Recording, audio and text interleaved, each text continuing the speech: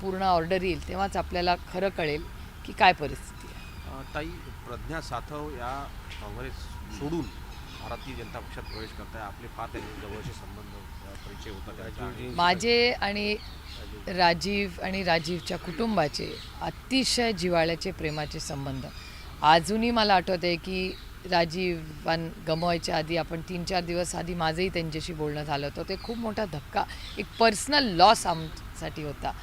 आणि प्रज्ञाताईंचं नक्की काय झालं, अर्थातच मनातून त्या जो काही निर्णय देतील त्याला माझ्या शुभेच्छाच असतील, पण खूप जड अंतकरणाने, कारण का काँग्रेसच्या विचाराचा अनेक वर्षाचा या कुटुंबाचं प्रेमाचं नातं आहे. म्हणजे राहुलजी असतील, प्रियांकाजी असतील, त्यांनी प्रज्ञाताईंनाही नेहमी त्या दिल्लीला आल्या की वेळ द्यायचे.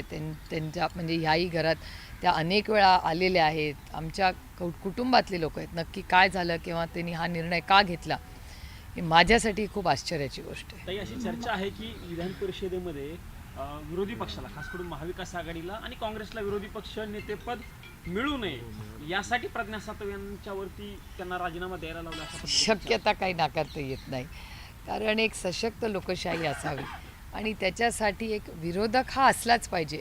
चेक्स अँड बॅलन्सेस हे असलेच पाहिजेत. पण हे दुर्दैव आहे की ह्या सरकारच्या माध्यमातून जे काही दिसतंय आता, ती लोकशाही टिकेल का नाही अशी एक चर्चा दबक्या आवाजात समाजात, वर्तमानपत्रात, चॅनल्सवर ऐकायला मिळते. त्याच्यामुळे हे खूप चिंताजनक आहे. आणि ह्याच्यात जर काही तथ्य असेल तुम्ही म्हणालात तर ते खूपच म्हणजे एका सशक्त लोकशाहीसाठी हानिकारक आहे. धनंजय मुंडे काल मॅम अमित संजय शहांना राऊत असं भेटले. म्हणाले, धनंजय दोन्ही जे मुंडे अजित पवार आणि शरद पवार जर एकत्र येतात काही ठिकाणी स्थानिक स्वराज्य संस्थांमध्ये, राऊत म्हणतात की अजितदादांची हात मिळवणं म्हणजे भाजपशी हात मिळवणी. आणि त्यामुळे काल काँग्रेसवालेही म्हणालेत की आम्हालाही सोबत घ्या, मनसे शिवसेनेसोबत. आणि त्यांचं मला